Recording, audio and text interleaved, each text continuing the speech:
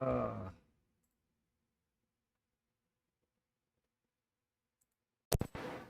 Hello. Hey, can everybody hear me now? All right. I don't know if that's the right mic. Doesn't look like the right mic. But let's see if it is. Can you guys hear me okay? It looks like you guys can. I just want to go check this microphone out, make sure I got the right one here, because it doesn't look like the right one, but it does look like the right one, kind of. So, yes. Good. Okay. I was a little bit puzzled by what it's showing me on the screen. I don't know what it's doing. Either way, as long as it's working, we are all good. I'm not going to worry about it anymore. 5 by 5, Mike. Thank you, sir. And let's see if I get my chats to work here. There we go. And we have that one, and we have this one. All right, guys. Thank you. I'm glad everything is working. It was been a long day, and I went through a couple of different microphones. I decided to go with the wireless one at the last minute. I was going to use this one because it sounds so much better, but I rebooted my computer, and of course, you know, as soon as you do that, you're just asking for trouble, and things stop working. So, hope everybody's doing well tonight. Looking forward to a night of talking about all the different crypto stuff I've got going on here at the Solar Shed for the last let's see. I think it's been since January when I got the S19 Antminer bit mining equipment. And then you can see back here in the, I don't know if my phone camera is working. Let's find out. If I can find my phone, you can see it. Well, maybe not. Probably won't work if I don't even have it here. Well, that's kind of a bummer because that means I can't show you close-up views. I don't know what I did with my phone. Well, if I see it later, I'll get you guys some views. But you can see my wife's little solo miner up here. She's had it running now for, I don't know, probably about 3 or 4 weeks.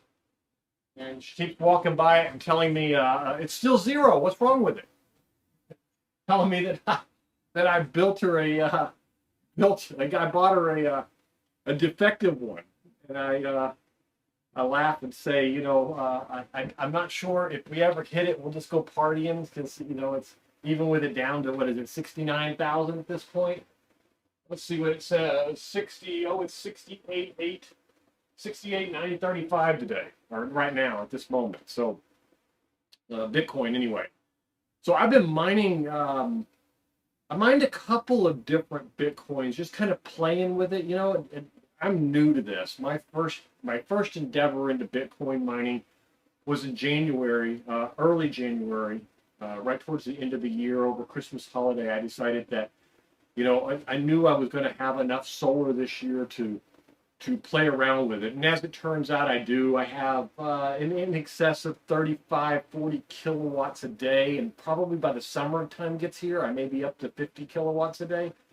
And we can certainly take a look at, I don't know, make sure this screen's working, but we can certainly take a look at that tonight too, kind of go through the stats and stuff. So if I come over here to what we mined today, these are all the different productions for them, but I can bring in this one we brought in, is that today? That's not today. Today we brought in 34 kilowatt hours of power. We used it 33.9 on the bit miner. Now I did shut it off here a few moments ago because I did come into the day, as you can see here down on the charts, I did come into the day with a little bit of grid power. And the reason I did that is I spent 2 days just pure mining to find out really how much power it was going to take me to do it. You can see yesterday it was 69 or 61.9 kilowatt hours to run my S19. I guess I should move this out of the way. The S19 all day, 24/7. Now, that said, you know, this unit has 2 different settings. And let me see if I can grab this so much easier to switch with my iPad than it is to switch with the thing. So if I think I can show you, it has two different, oh, it's right here. So I've actually got it hooked up into the automation is what I'm finding really cool. So what I like to do is turn the bit miner on in the morning when there's enough power to maintain it. Now, keep in mind, I have batteries back here, which you can see from this image here. And probably be better if I move out of the way. So I've got 15 kilowatt hours of batteries here and a 6000 XP that, in addition to powering the shed and the refrigeration and everything that I need, it also powers the bit miner. But the thing that I wanted to do is I wanted to automate it. I don't know if you've seen the video. If I tilt this down just a little bit here, you can see this box down here where the bit miner plugs are. And that box there contains a relay that's hooked up into a Shelly device over on, that screen is not updating. Let me get that screen to update real quick so I can show you, because it's got the wrong screen up. What is going on with this thing tonight? Let's just see here. Come down.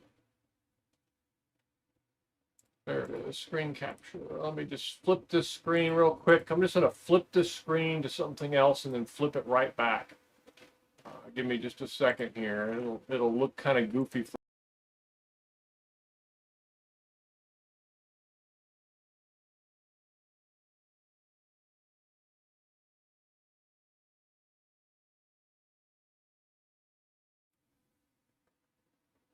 And if I flip this back to the screen now, okay, now you can see the stats. I didn't realize the stats wasn't updating. Sorry, guys. This thing is acting goofy lately. I think there's something wrong with my broadcast software. I almost used the default software that comes with YouTube tonight just because I've been having so many little problems with it as of late. And I think there's some kind of, I was hoping rebooting would fix it, but it hasn't done anything except caused all kinds of little swirly errors. So as you can see here, and you probably couldn't see it earlier, yesterday we used 61.9 kilowatt hours, and the day before we used 54.8. Now, that said, not all of that was solar. You can see here I only had 22.6 on the 28th, and I only had 25.3 yesterday. Today was the first real Sunday in quite a while. It's been 4 or 5 days since we've had a good Sunday. We made the turn for good solar production probably around the 25th. We can kind of take a look at that too real quick. If I come in here and say, let's take a look at this month. That's not what I want. Oh, I guess it is. It's just the month is over. Okay. So you can see here, this is my production here.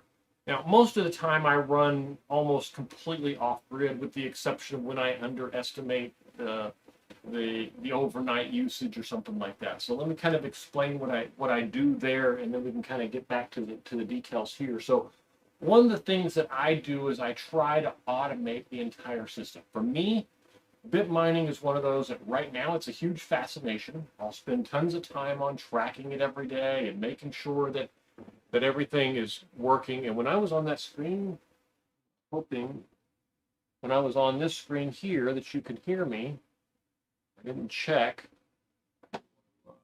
Bring my thing down. Oh yeah, you can hear me. Okay. I'm paranoid about that. I've had my mic cut out on certain screens before. So what I usually do is I use Home Assistant to automate it coming on and going off. And now I've just started using more and more fancy features. So one of those that I started doing is started saying some basic functionality of, hey, look, if it's 7 in the morning and I still have a certain amount of power, go ahead and start the bit miner sooner. Because the problem I'm running into now that summer's starting to come around, if my battery doesn't have enough room in it for all the power that I'm generating, then even though the bit miner's running, it just gets full and the power goes to waste. So what I'm doing is I'm starting it as early as I can in the morning to drain the batteries down as far down as I can get them, or down to where I need them to be, to make room. Now, I think I could probably show you this on a chart here. I'll go back to this screen here and show you this morning's was a good example of how this worked really well for me today. So if I take the battery state of charge, this morning at, what was this, about 6:40 a.m., I started the bit miner running. And my intention was to burn down as much of this power as I could, because without that power, as you can see, even with the bit miner running all day long, all the way till 2:55 p.m., it still was almost got to a full charge. Now you'll see right here, I believe it was right about here, about 1:40 in the afternoon, I switched it from low power operation to normal power operation. Basically what that means is that in low power operation, this bit miner runs at about 2100 watts, let's say. But when it is on normal power operation, it runs at about 3,500 watts. So now I get extra out of it. The problem is I don't get as much out of it. And here's what I mean by that. It cost me an extra 1,300 watts, which is about 50% more power. But I only get an extra 32% more bit mining power out of it. So it's actually more efficient, since I have the batteries to store the power and use it later. But the trick is I have to have enough room to store it, and that's where this chart comes in. So what I started working on was automation to say, okay, let's determine how early it is in the morning. And you can see my automation scripts over here. If you have questions about the automation scripts or any of that, feel free to just post them out here in the channel, and I'll be glad to answer them. But if you look at these automation scripts, and I can walk you through them or whatever you want to see about them. What I'm using here is I've got a couple of different things. So at 6 a.m., I basically say, look, if it's the 6th hour of the morning, anytime between 6 and 7, and I have a power production, a prediction of how much generation is going to be in here today, and my battery power is above 30%, to go ahead and start the bit miner at 6 a.m. And that means that if it gets to 6:15 or 6:20 or whatever, this runs every minute during the 6th hour. So if I look back at this, it basically says, and the last time this successfully ran was actually 1 minute till 7 a.m. this morning. And that's because it was running every minute, so it was turning it on every minute. But it basically comes in here and says, okay, look, is the bit miner turned on? Do I want the automation turned on? And the thing is, I like to turn it off sometimes, like when I'm working on it and testing things. So that gives me the flexibility of saying, hey, don't honor any switches. So you'll see in all of my rules here, they almost all generically start with, is the burn off allowed to be turned on? Okay, second one is, and I call burn off, is what I call when I start in the morning early to burn off any extra power I have. The second question I ask is, do I have above 20% production? Now, this is provided with Home Assistant. It's one of the really cool things here, where it predicts the production that's coming in for the day. So when I go into Home Assistant to configure the energy elements, and I'll show you where that is. It's over here on this energy screen. When I go in to configure the different solar panels that I have configured. So for example, this one, which is the Lux Power strings that I have going through the 6000 XP up here.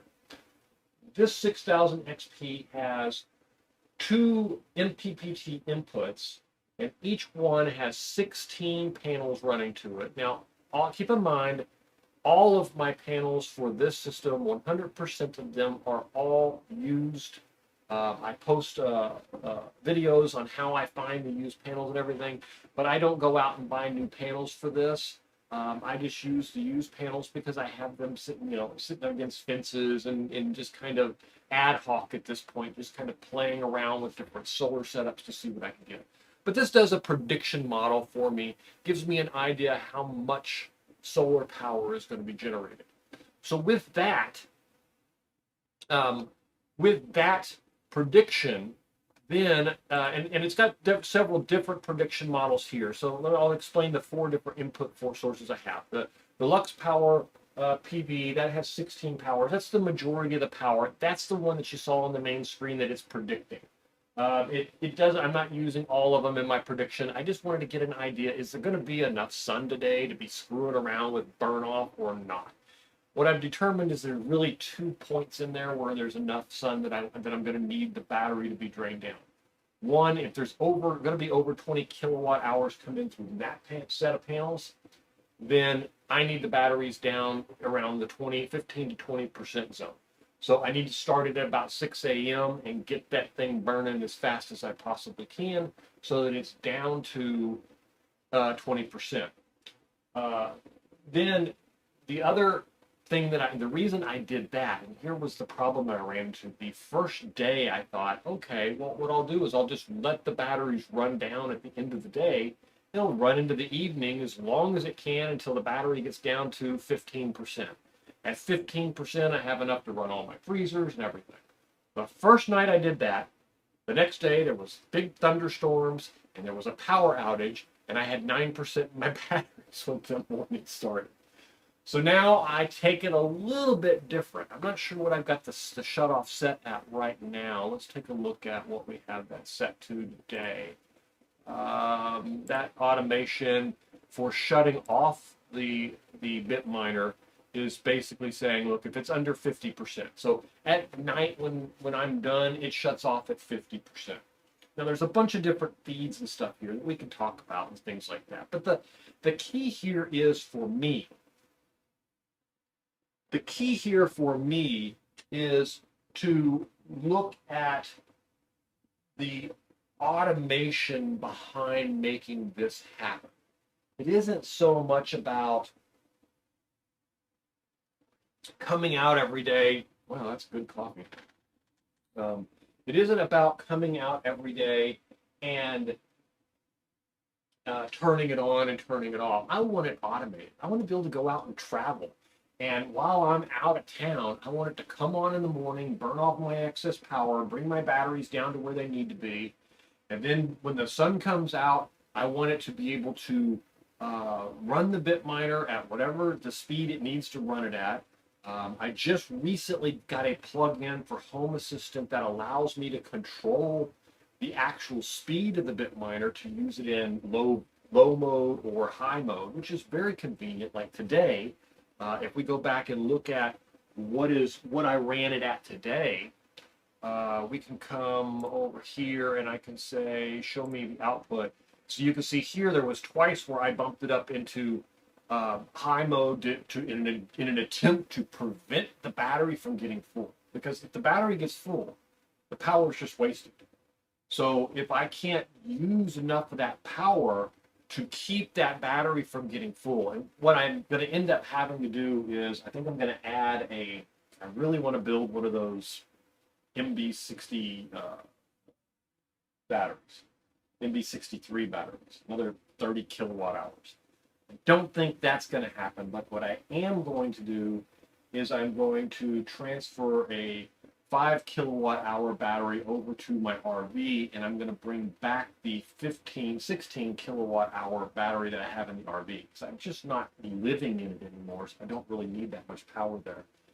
That will allow me to have 31, 32 kilowatt hours here. And with 31 and 32 kilowatt hours, you can see from this chart here that I would have enough power or enough room in my batteries to run it down to about 40% at the end of the night.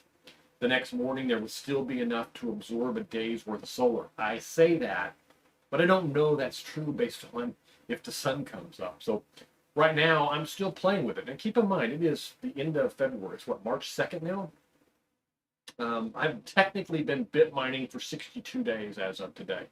I bought this used bit miner off of Amazon um, right at Christmas time, and it got here December 28th or so.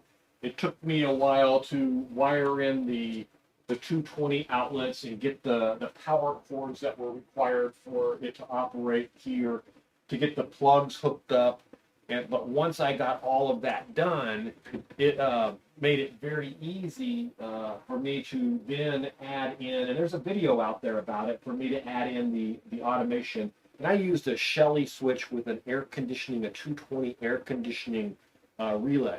So it can turn that power off and on. Now, as it stands today, I don't necessarily need to do that. I can actually control the bit miner with the plug-in here. Let me just show you. There's a plug-in called, plug-in. It's a Hacks plug-in, and it's called Hass Miner. Now this is all of the things that I can control with the bit miner. So I can make the bit miner active. I can control the power mode. I can see the board hash rates and temperature. I can monitor the fans.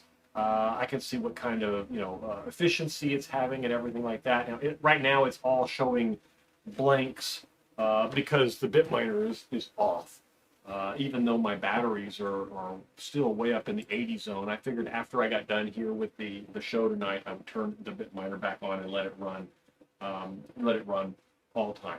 But so the trick for me and the goal, my goal, is to have the bit miner turn on in the morning, burn off any excess power, and then when the sun comes up, it starts collecting, and it just kind of transitions into that. It uses the battery as a buffer.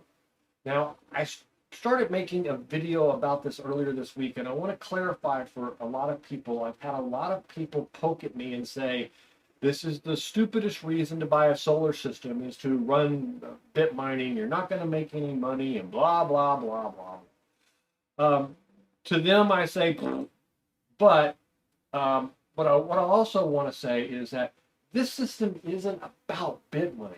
This system is about freedom from having a hurricane take my power out. This is about having power when the grid goes down. This is about, last year I lived through a hurricane where I had 10 days of no power, and I ran off of a generator out of a food truck generator.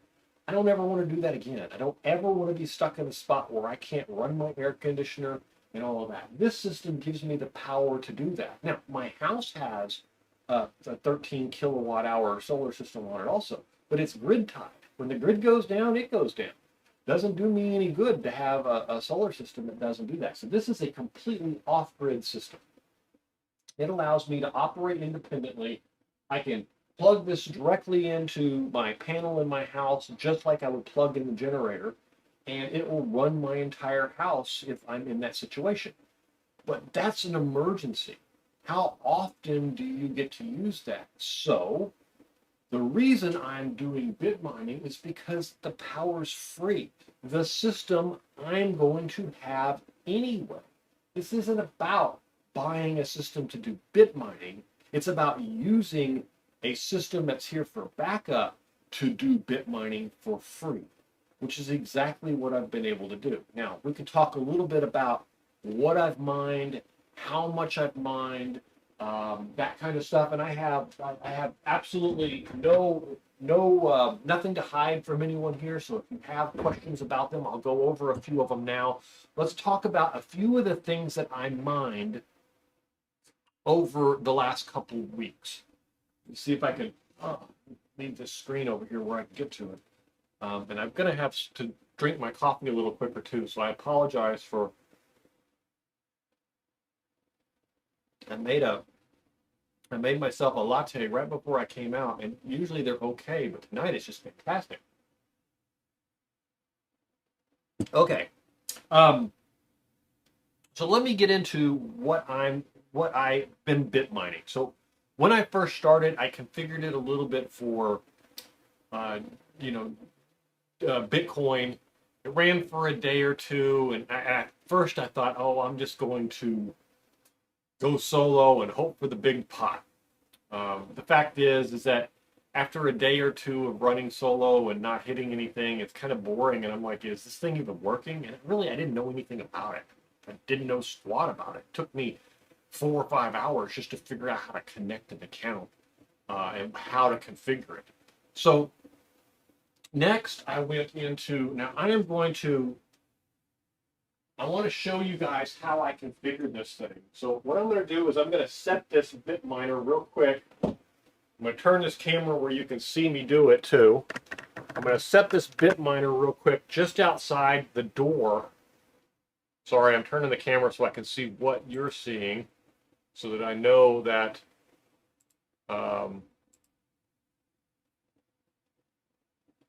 let's see if I can change this to this view. Yeah, there we go. So right here I have in my solar shed, I have this little door here, and I put a little platform out here. So what I'm going to do is I'm going to lift this door a little bit, or a lot bit. And I'm going to take this bit miner and I'm going to set it out here. And the reason I'm going to do this is because I want to turn it on and show you how to configure it. But these darn things are noisy. But if I set it out here and then turn it on, take this internet cable too. Completely disconnected it so my background wouldn't be all cluttered with stuff. Plug this in. And I'm going to close this door. Now we can, now that that's all done, point this back over here towards me, and we'll switch back to the other view with the computer screen. And let me show you how I can turn this on and off and how I can control the bit miner and what these controls look like from my system. So I told you all that within Home Assistant, I can turn everything off and on. Now, when I started building my system here, I moved from my RV, and when I started building my system here, I've just thrown Home Assistant together, knowing that I move around some, so I didn't build a great system. But I did put some basic monitoring stuff in here, and it's just been kind of growing since then. So I haven't really taken the time to build different types of screens and things like that. Like I've got a monitoring screen for all my power inside the house, all the different outlets and what's running there and all that kind of stuff. I've also got screens on here for all my different battery statuses, and you can see the test system. I don't know if you can see it. I'm going to point the camera down that direction. There we go. So this over here is my test bench. And right now, this is a 24-volt battery bank that has about 800 amp hours of battery power. And normally what I do is, while I'm testing, I plug this in to this battery bank, and I turn this inverter on here. Which I'm going to do because I'm going to show you some of the automation, and that's part of the automation that I use to run this system, because the solar power that you've seen, there's actually more to it than that, because there's a lot more panels that are configured for testing systems and that kind of stuff. I don't know if you saw, even down over on the floor, there's a couple of other bigger batteries running another test system that I've got going on. So, but let me show you a couple of the items here that we can do. And you'll notice here this test solar charge controller is out. Here in a few minutes, it's sitting over here. It was just powered on. It is this test solar switch here. And when it gets powered on, it is going to It is all plugged in. Yes, it is. Okay. When this comes on,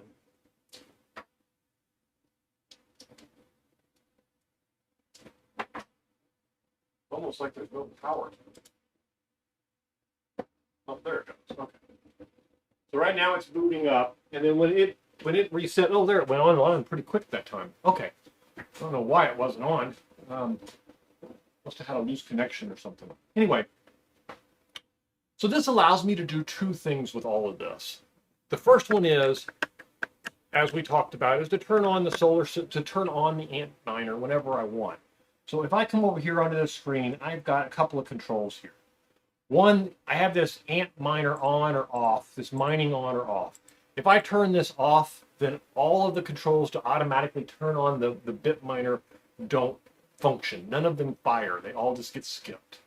So if I turn this on, though, everything that happens in all of my timing starts to trigger. The first thing is in the morning at 7 a.m. it says, hey, if you've got enough battery power and there's enough power generation, turn the amp miner on, depending on what time, whether it's 7 o'clock, 8 o'clock, 9 o'clock, depending on what time of day it is, depends on how much solar power has been predicted by this prediction tool right here. So tomorrow it's saying 18.7 kilowatt hours is the estimated power.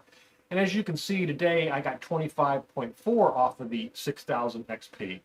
And even though it's only saying now that it's predicting 18.2. So there is some inaccuracies there. Mine produced a whole lot better. But that's why I'm basing it on these numbers just for estimation purposes. When this number goes over 20, I know it's going to be a darn good solar day. When this number is under 20, between 15 and 20, it's going to be a good solar day. And when it's under 15, I know that it's either going to be cloudy, rainy, partly cloudy, and so on and so forth. So I haven't gotten to all of the details I'm doing there yet, but this is the very beginning of that and building that intelligence in. At first, all I did was just turn it on. Turn it on, burn it down. But then when I had a cloudy day or something, I ran into the problem of my batteries were weak. And the first day I did it, actually, it was a rainy day, and I ran out of power and had to actually use grid, really actually use grid for the first time out here, which kind of irritated me. So this allows me to, this switch here is a Shelly device. I'm not sure if y'all are familiar with what Shelly device is. If you look out on Amazon for Shelly, there we go, Shelly relays. This little device here, I can give you guys a link to it too if you're interested in in them. This device here, if I can figure out how to get you a link.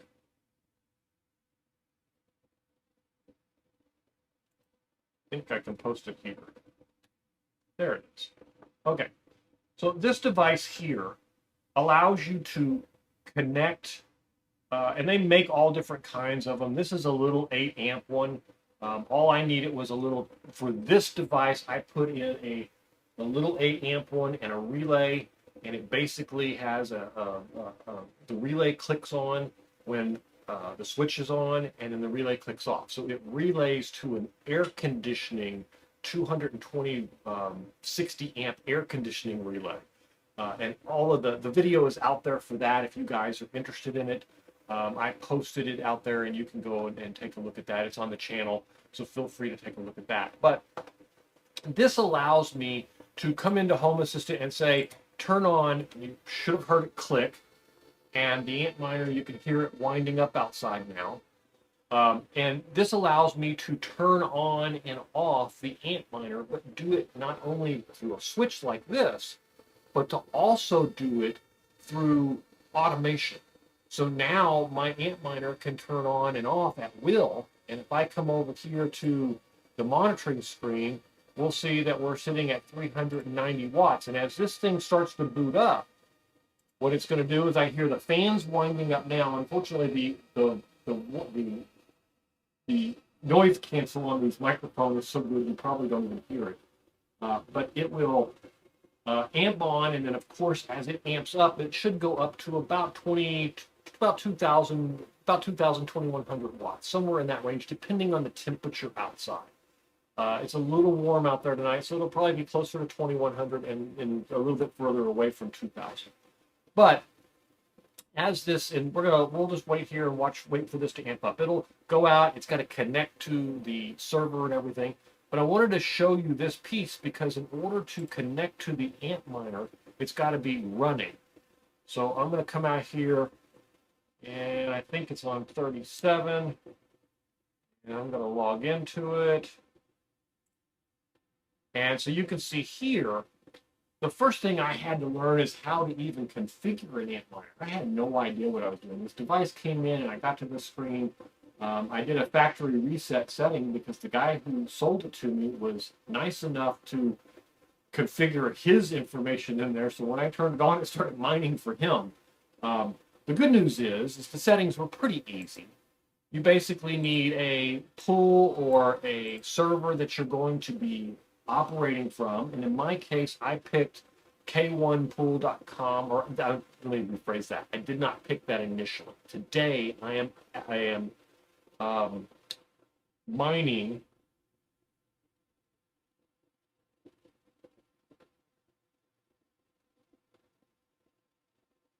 hold on a minute, Kenneth, and I'll get to that question. Let me finish this with my thought real quick and I'll get to you. So today I'm mining Quai, and as you can see here, I've been doing pretty decent with it. I've mined, approximately, they've made one payout of 100 Quai.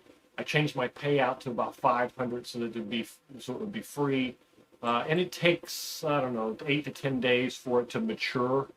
But you can see here, today I hit 1, 2, 3, 4, 5, 6 blocks. Yesterday I hit 2, 4, 6, 8, 10, 12, 13 blocks. A really good day yesterday. But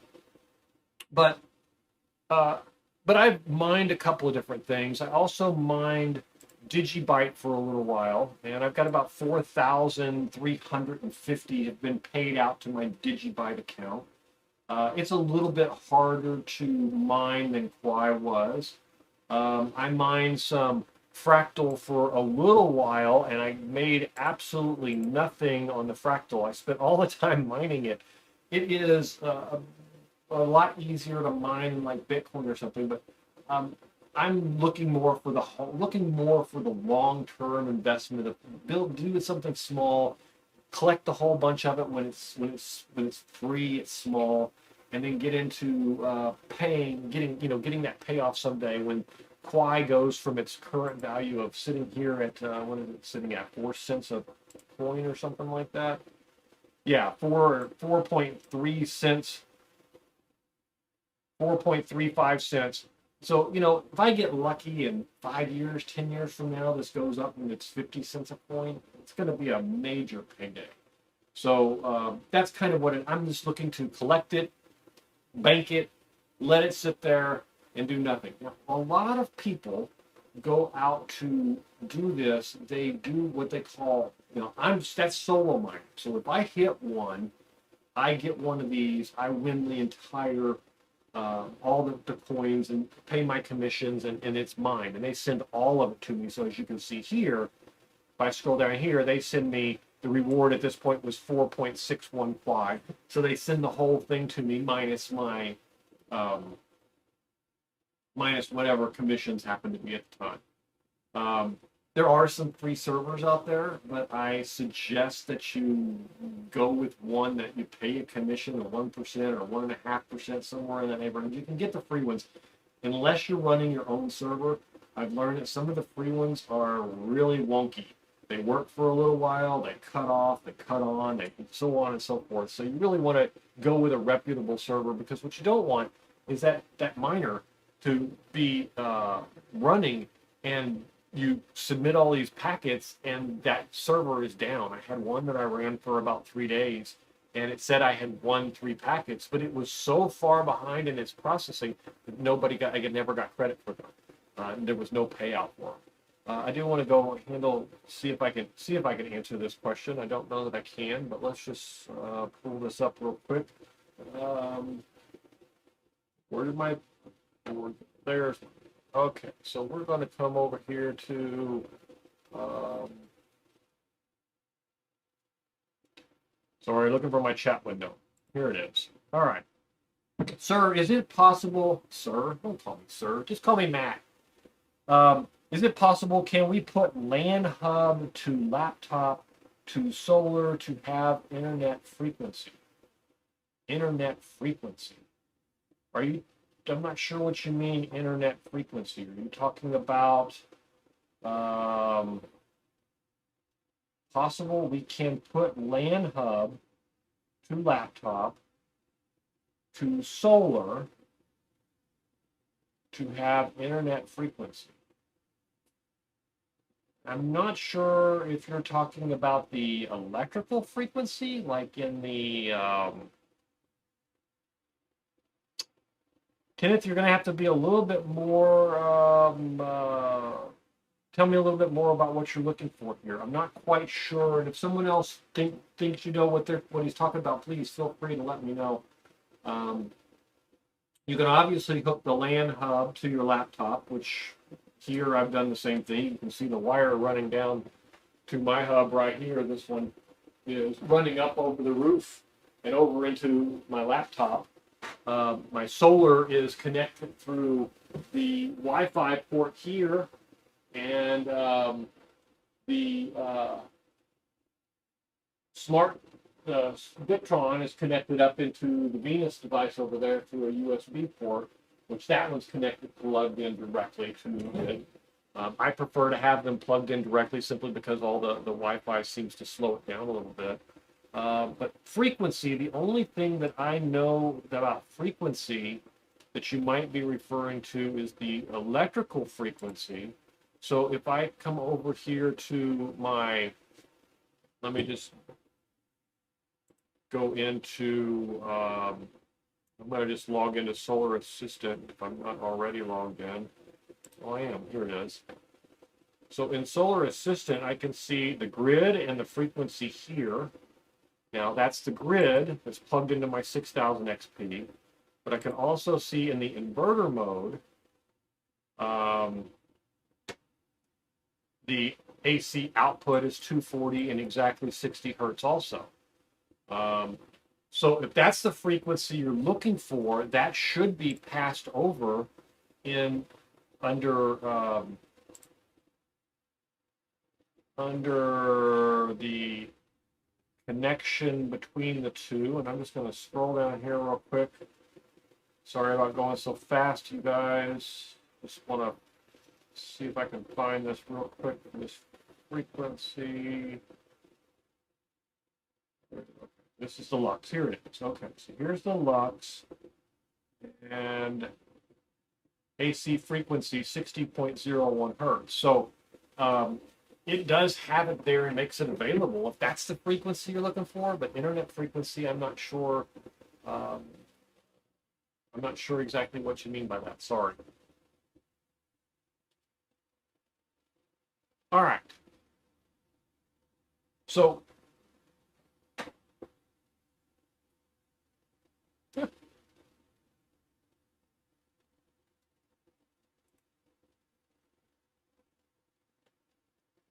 anyway, after you, where was I at? So I've been collecting Kwai now for about a week. I did it for a little bit I was on for a little while. And then I went over and I collected, actually first I did Digibyte for a while. And I did a couple thousand Digibyte. Then I switched back to Kwai, played with it for a little bit, went over to Fractal, played with it and didn't collect anything. It's a little bit harder to collect. It probably would take about 10 to 12 days average to hit a block in Fractal. I probably should have stuck with it. It's probably a safer bet. It's, $12, $15 payout. Actually, it's $21 payout, somewhere in that range. But I didn't go for your traditional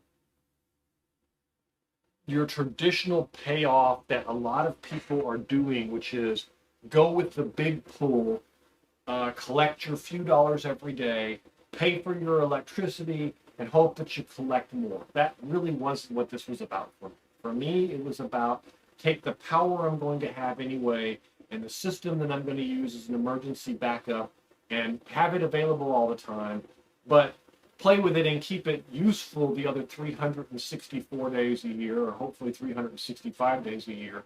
Keep it useful all of those days of the year by using it to do this and to maintain a something, for my future retirement, hopefully, or hopefully for my get rich party when I go out and just go suck Mai Tais on some little beach somewhere out in the middle of the ocean.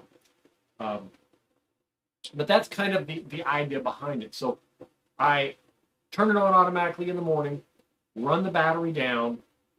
You can see that in the chart. Run the battery down, and then as it starts to charge, if I see that I'm going to hit 100% before the Sunday is over, I jump it up from running in low mode to high mode. It's not as efficient, as I don't get as much processing out of it as I would if I allowed it to run the other way around, but I do get, at least I don't have the power wasted. Then when the evening comes around, it runs down to about 40, 50%, depending on what day of the week it is. I've switched it back and forth, trying to find the right number. I want it to start early enough in the morning that it can get burned down consistently when I want it to. But I also want to keep enough in reserve that if a bad storm shows up or something, and it's 4 in the morning and the power goes out, but I'm not looking at a battery that's sitting at 10% because I had to burn it down so the next day I could collect power. So I don't mind the cycling of the batteries. Those, lithium iron phosphate batteries, 8,000 cycles, 10,000 cycles, we're talking years, 10, 15, 20 years of life. So they're not going to hurt them. And I cycle my batteries practically every single day. So, and I've got absolutely no problem with that. Then, in addition to that, I've got a second set of automation. And let me show you that. And this should be running now. If we go back up here to the top, we started this. You can see it's running at about 2,294 watts. It's consuming about 2,441 out of the battery, which is probably really very accurate, simply because all of this equipment, my monitoring equipment and everything, run directly off of the battery. I have no inverter cost whatsoever. I can literally flip my inverter off, and everything, all my monitoring equipment, including my hubs and my wireless routers and everything, all runs on batteries. So my battery comes out of the 48 volt, it's converted to 12 volt. Up there you can see I've got a 120 volt plug that I originally, oops, can't see that. Up there I got a 128 volt plug, but I don't use it because I converted everything from the 12 volt stuff here into USB ports from 12 volt to USB. These are really simple to get. They're basically just RV plugs where you take the RV 12 volt and convert it to USB. I use the USB to run all of the Raspberry Pis for the Victron Venus system that pulls the Victron information in, to the Home Assistant Raspberry Pi, the Solar Assistant, which pulls wirelessly from the 6000 XP and can pull from the EG4 3000 EHN. It also has the router here, which runs off of a 5 volt plug that I basically wired into a USB port and cut off the 120 volt plug here, so it doesn't run through an inverter or doesn't pull off 120 power anymore. And then the LinkSys, which was a 12 volt device, and I just connected it directly to the 12 volt up here. So I got 12 volt, 5 volts, and everything runs from that. And as you can see, my wife's Antminer sits in here and runs just 24/7 processing in the hopes that she can hit a pool. Now, usually this is sitting in the living room, and when she walks by it, she sees these. She sees this zero here, and she says, "Well, it still says 0, and you bought me a defective one." So that's kind of funny. But so that's kind of then once that's done. Now there are some other alternative powers that I also pull in. And so I'll walk you through some of those and how those work. We'll get back over here to the automation screen. So one of the other ones that I have here, which you saw me plug in a little while ago, is this test solar charger. This actually runs, and I'm going to, I'll show you how this works. This actually runs from over here, this inverter has a wall outlet that runs across and connects to the charge inverter over here. Now, I get that right? Yeah, that's right. Sorry, this camera's moving around on me. I drag it, there it goes. Okay, so the charge inverter then will turn on and charge the solar system over here. Now, the reason I do that is because that system over there is a 24-volt system or a 12-volt system, depending upon what solar test I'm running. Keeping in mind that this is a solar channel, and so bit mining is kind of a side fun way to use the solar energy, not necessarily my key purpose for being here.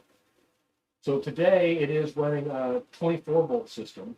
Actually, there is a 12-volt system that's running a test on the ground over there from EcoWorthy, the new metal 24-volt, 12-volt battery that they've got. Fantastic battery, actually.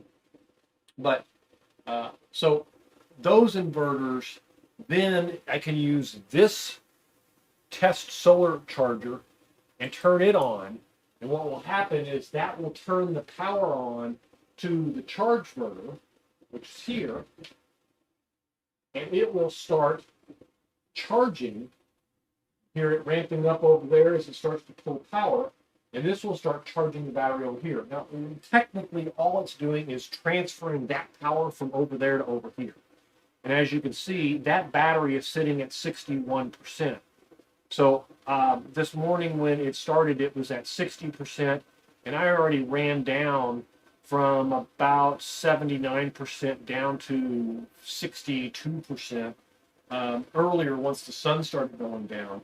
What I like to do is keep that battery between 80 and 20%. So usually what I'll do is I'll let it run up for a couple of days and then burn it down and transfer that power over here. Now what this does is once the sun goes down, instead of this burning out 2,000 watts at a time, you can see this battery power that's coming from the batteries now is already dropped to 1,700 as this thing amps up. And there it goes down to 1,100. So now it's only pulling 1 kilowatt or 1.1 kilowatt of battery power, and that thing can run on 76%. That's a 15 kilowatt battery. It's going to run for 3 or 4 hours, maybe 5 hours. It's going to run for hours, even with no sun outside, on the energy that it's stored from this afternoon. Because all of this power, when it started this morning, it was down at 21%. And it ran until 255 until I bumped up the wattage from 2,000 to 3,500, put it in normal fast mode, and that was in order to prevent it from hitting 100%. Actually, I did that at about 80%. I think I did it around about here. And the sun was still strong enough to maintain it. So, as you can see, that is why I'm storing that battery, why I'm storing that voltage. Now, I saw some other folks on the internet, some other miners out there that are doing it a little bit different, and I'll explain why. Obviously, I do it this way because my system isn't about running a solar system. My system is about having backup when a hurricane comes instead of generators and that kind of nightmare. Not that I don't have a generator. I have a generator, but my generator would run at full speed to charge this battery as opposed to run 24/7 to give me a house that I can live in and survive a hurricane. But for solar, the reason that I put it in to let the batteries get a little bit of a charge before I let it go on, is that what you want is you want to use this as a buffer. Now, a lot of these guys out there, they're putting in these solar systems to run their bit miners. They're turning their bit miners on during the day when they have enough sun, and then they're turning them off when the sun goes down. There's nothing wrong with that, except it seems to me that it's the only reason they're doing it is because they don't have a battery, because a battery is an expensive element of the solar system. And they're right, it is an expensive element of the solar system. But it's important to, even if I was doing this out in the middle of a field and setting this up, to me, it's important to have at least some small buffer, because nothing can destroy your power input like a big cloud in the middle of the day. You can see on some days you would have serious problems with input. Now here you don't see some spikes are bad, but it dropped down to only 2,600. But if I look at yesterday, let's take a look at yesterday. Here, sorry. So this is today.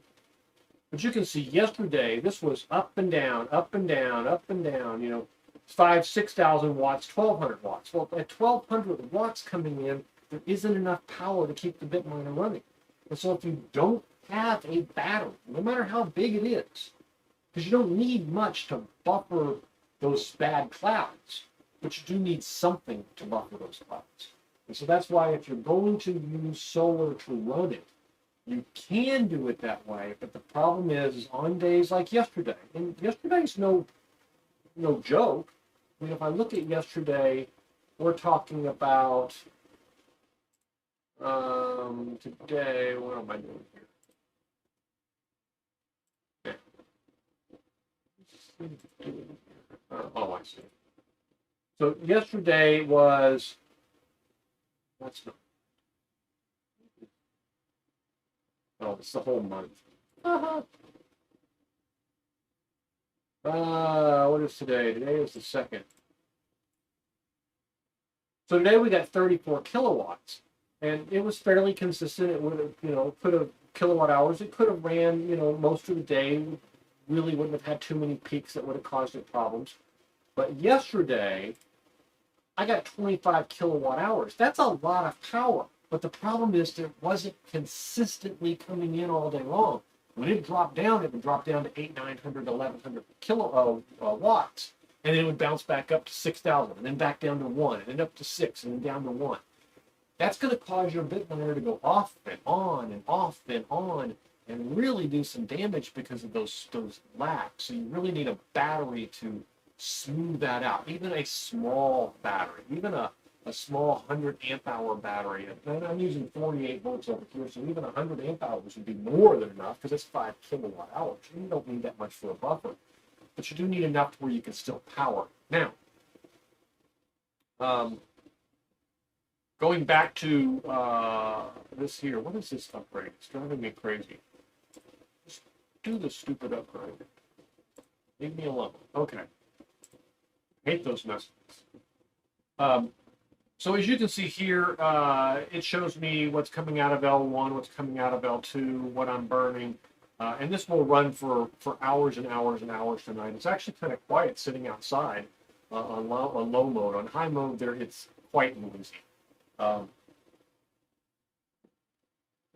You want to check on everyone. It looks like you guys are being awful quiet tonight. So, anyway, this is kind of what my intentions were with the,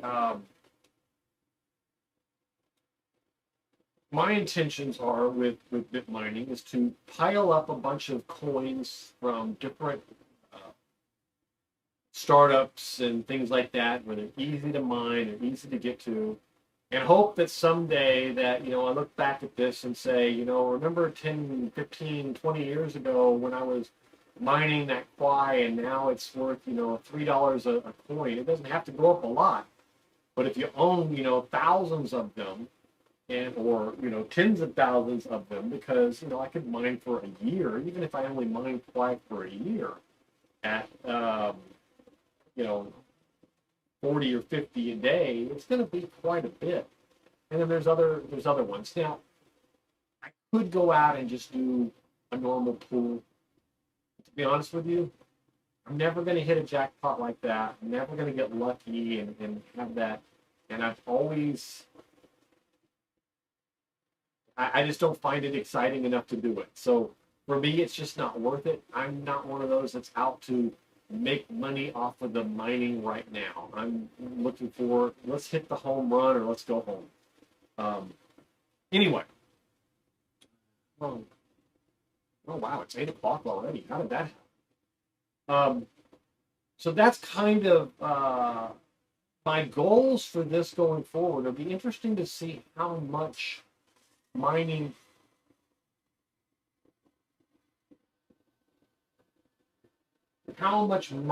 we can do for that, that inverter. Just that thing just shut off. I'm not even sure why. One of my automations probably ran. And let's go see which one it was. I can show you how to debug it. It's kind of cool. So you can see here it's pulling the full wattage out of this again now. So if I come over to the rules here and look at automation scenes, you can just scroll down here and you can see which one ran. 2 minutes ago, enable porch. I have the porch light come on whenever the bit miner is running, so that's what that is.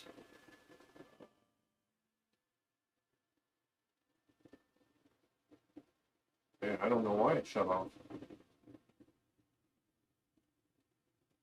Should have been this one down. This one here that turned it off. That's been 3 days. It didn't trigger. It's at 60%, and it should run until it's at 50%. Interesting why it's it's ramping back up.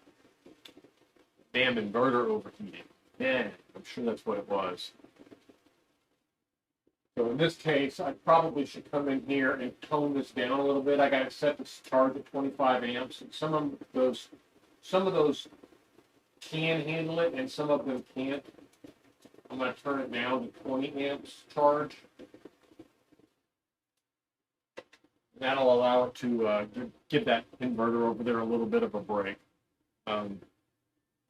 Anyway, hope this is, I don't know what everyone was looking for tonight.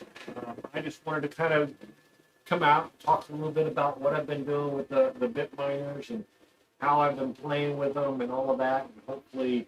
And hopefully get some of you guys to think about what parts of it you want to be involved with and all that. I bought my bit miner off of Amazon. It was a used unit. It's the S19 Pro. It was around, I don't know, around $450, I think, at the time. I included a link to it in the show notes. And I don't know what they're running for right now. We can go out there and look at them real quick. Let's see if I can find it here.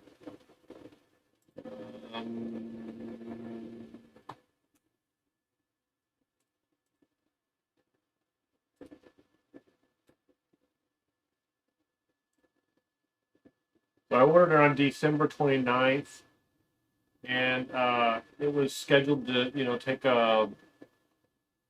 10 days, 7 days, or something like that to get shipped here. It actually arrived 3 days later. It was really, really fast shipping. It was really, really nice. And this looks like, yeah, so it's saying Tuesday, March 10th, to be honest with you. The way he shipped it last time, I believe that it would be a whole lot faster than that. I'll include this link for you guys if you're interested in it, where I got it.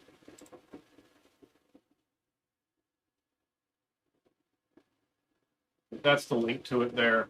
But it's been very reliable. I haven't had any problems out of whatsoever. And it works really well, and it links in really good with my Home Assistant. I can link in and control the Antminer itself.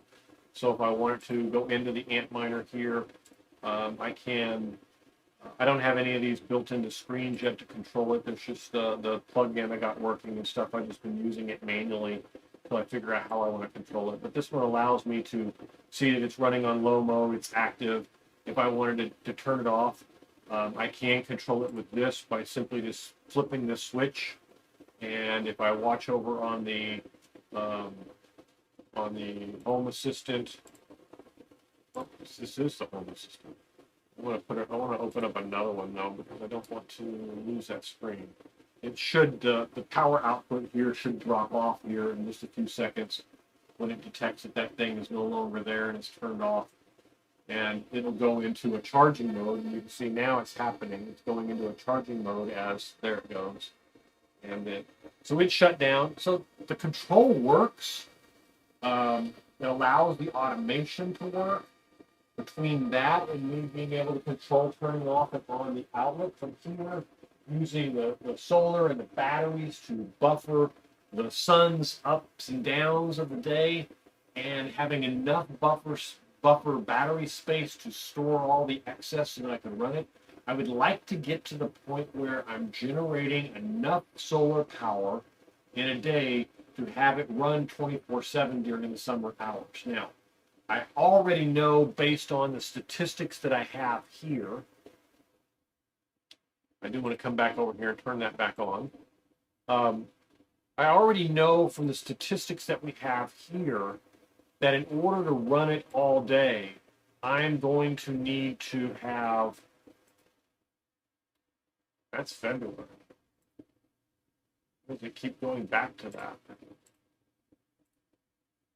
All right, I'm going to need to have about 50 to 55 kilowatt hours a day. So that means that with the generation that I'm going to have on a typical good day, right now I'm sitting at 34, 35 a day. I'm going to need another 20 to get there. But in order to do another 20, I also need to have a place to store it, because I'm already going from empty to full. As we can see from this here, I'm already going from empty in the morning to full by the end of the day with the bit miner running. So I've either got to have an extra 20 kilowatt hours of battery storage, or I'm going to have to bump it up and run it in high mode for a couple of hours during the day, and then bump it down to run in low mode the rest of the time, which is probably what I'll end up doing. And that means that it may not be able to run 24/7, meaning at the end of the day, I may not be able to store enough power to carry it all the way to the next morning. Actually, that should not be a problem, because with larger batteries, I should be able to start earlier in the morning, and that would allow me to have a bigger buffer here. So if this battery bank was 15 kilowatt hours bigger, then I would have enough room to store 30 kilowatt hours. And since I'm burning during the day, the burn rate on this was 25 on a normal day. Let's go back and look at a normal day. Let's see here. So this was full day with it running from morning to night, 62 kilowatt hours. Now keep in mind there was about 4 hours in there, 3 or 4 hours in there where I had it running in high mode also. So let's go back a day. Let's go back and look at these. So there I did 22 hours during the day. 30, 36, 38, which that's really good, because that means that if it's running at 30 to 35 to 38 a day during the day when the power is on, that means if my battery bank is 30, that puts me at 68 kilowatt hours. Even with a 10% buffer, that puts me at 65. I should have enough battery power to do it with 30 kilowatt hours. Now, 30 kilowatt hours will also be very convenient for 30 kilowatt hours will also be very convenient for an off-grid emergency situation where you have a hurricane or something like that, because 15 is good and I build up power in my house for quite a bit, but I probably would be a little bit nervous about running the air conditioner for the pure sake of the fact that I wouldn't have enough power to recover if I had some really bad weather and I couldn't get that power back. So that's where that might be a problem. But either way, it would be really nice to have 30 kilowatts. So that's probably what I'll end up doing, is transferring that battery over here out of the RV, adding that 16 kilowatt hours to the to this system, and then just put a small battery over there. And then when I travel, take a much larger battery with me. Probably just take a couple of these 5 kilowatt hour batteries and transfer a few of them over. Or I have a 16 kilowatts of, oh, you know what? That's what I'll do. I'm going to convert my wife's coffee trailer to run off grid.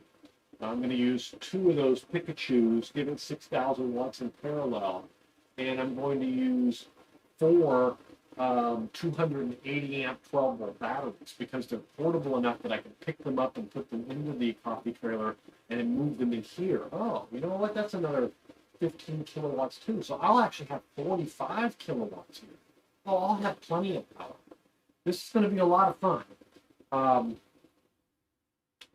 Anyway, I'm just blabbering on here. I hope everybody is getting something from this. If there's any questions that you have, please let me know. I'll be glad to answer them. I know it's a new subject matter, and most of you are here from my solar channel, so you're probably wondering, what the hell are we talking about with all this bit mining stuff? And that's what tonight is about. It's about bit mining. Most of you are familiar with me installing the switches and stuff down there at the bottom and all of that. But I kind of, it's where I'm focusing on using all this solar power, but it entices me to find bigger and better ways to generate solar power every day, because the more I have, the more bit mining I can do.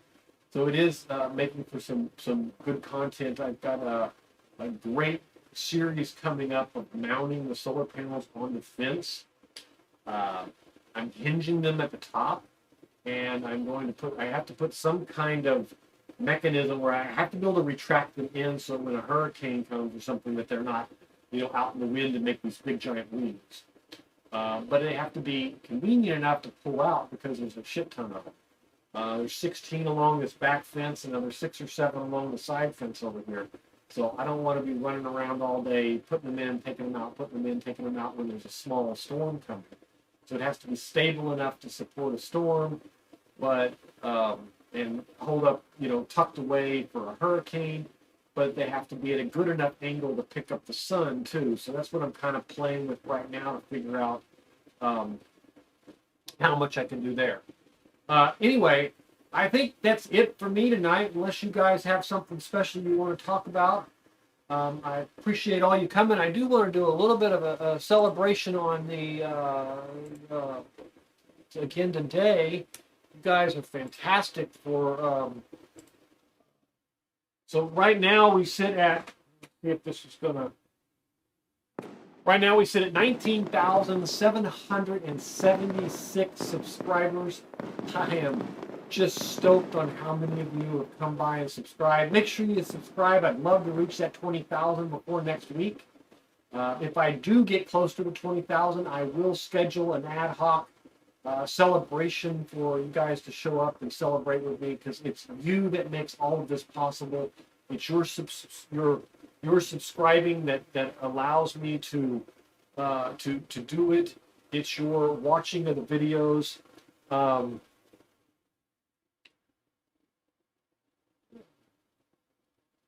Let's see. It's you that have made all of this possible. It's your subscriptions and all that. Let's see what we got here. And Head Primes 2427. I tuned in when it came up on my recommended and saw your solo crypto mining. Just started doing the same thing this year. Sub. Oh, well, glad to have you. Yeah, you missed a good show tonight. We basically have been going through all of the different crypto mining that I did since the beginning of the year. I just got involved at the beginning of the year myself. Bought my S19 crypto miner. Bought my wife a little lotto miner for her. Hopes that she can hit the big pot for me. But I'll be doing a lot more of it this summer. The goal is to get my solar system to where it um, is basically got enough battery power. I'm sitting at 15 kilowatt hours here. I'm going to move the DIY 16 kilowatt hour battery out of the RV and put it here. And I'm going to take the portable. I've got 4 280 amp hour 12-volt batteries that I'm going to use as a series to run my wife's coffee trailer. She won't be using the coffee trailer all the time. So when it's not in the coffee trailer, because I want to give her a purely off-grid coffee trailer, no generator. She can pull up, she can park, she can run the espresso machine, the coffee makers, the blenders, the ice maker, the refrigerator, and all of that stuff off of a 16 kilowatt hour battery system with 2 of these EG4, you can't see that from that screen, can you? So I'll be running 2 of these in parallel for 6,000 watts total. I'd love to put a 6,000 XP in there. The problem is that I've got a couple of times where I've got either L1 or L2 bumps up to about 3,100 watts. So because it goes over, I just decided to just make it one big circuit with 6,000 watts. So it'll generate off of a 48 volt system. So I'll use 4 of those, but those are portable. So I'm going to put them in here for mining during the summer, where we'll have about 45 kilowatt hours of storage during the day. We will mine throughout the day, pack the batteries full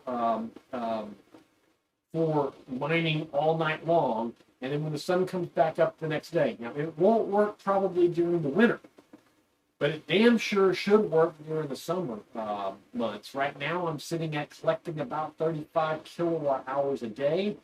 If my house production, which usually gets about 70 kilowatt hours a day during summer months, is right now getting about 30 to 35 to 40, it's down about 20 to 30 kilowatt hours. So if the other one is down the same percentage, I should be able to get up into the 60, 65 range, which would allow me to run the S19 in low mode 24/7 and Bitmine for free 24/7 on that Bitminer. That'll be fantastic. It'll be a lot of fun. It's a great challenge. But that's in addition to running the freezers and the refrigerators and everything in here. So you missed a lot. You missed a lot with that, but you just got caught up on all of it. It's good to have you. Why is that showing that goofy little banner on there? Huh. I don't like that. Let's see if I can fix it real quick. But I'm glad to have you. Everyone, the subscriptions were sitting in the 17,000. What did I say? 17,000. Let me just fix this stupid thing real quick. Why? Oh, I see.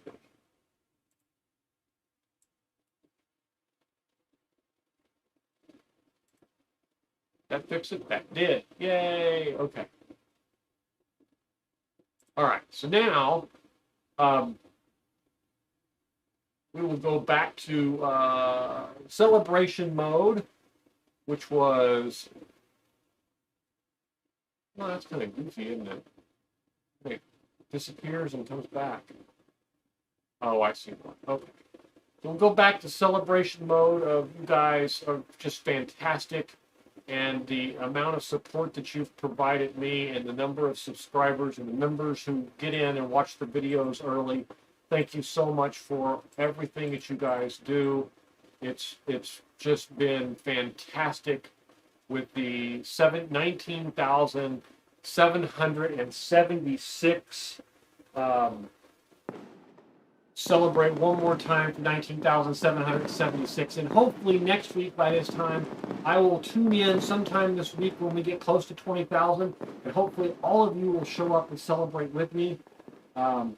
And I look forward to an amazing summer of bit mining, and maybe play around with some new bit miners and toys like that. Maybe I can even get a couple of companies to let me see some of their new equipment and play with that also. That would be kind of cool. Right now I'm doing the Shaw 256-bit mining, and I don't have anything. I'd like to play with some of the other types and play with them and see how they work out. But anyway, glad to have you, Heady Primes. I think it's Heady Primes. Glad to have all of you. Thank you guys so much for subscribing, for watching, for showing up, coming. I live stream every Monday night at 7 o'clock unless I am traveling and simply can't make it. A lot of times, even while I'm traveling, I still do it. I am going to Texas. I don't think when this is. I'll be at the Texas, South Texas State Fair, I think it is.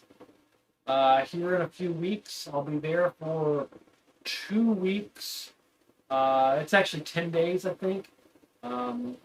So if any of you guys are from there and want to come by and see me, we will be at my wife's coffee shop. Will be there. She'll be inside serving coffee.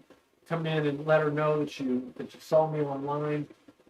She puts up with all this crap in her house, and for me living this like this all the time and playing with solar and now getting into bit mining, it's just another habit. She's been very supportive, so I've been very, very lucky. And she's got the little solo miner for the Bitcoin. If she hits, that's where all the money's going to be. So I got to be nice to her in case she hits. So anyway, guys, thank you for coming. Thank you for watching. Thank you for subscribing. You guys have a great week, and we'll see you next time. And I don't have a clue what we'll be talking about, but if there is something that you're interested in, let me know. I'll be glad.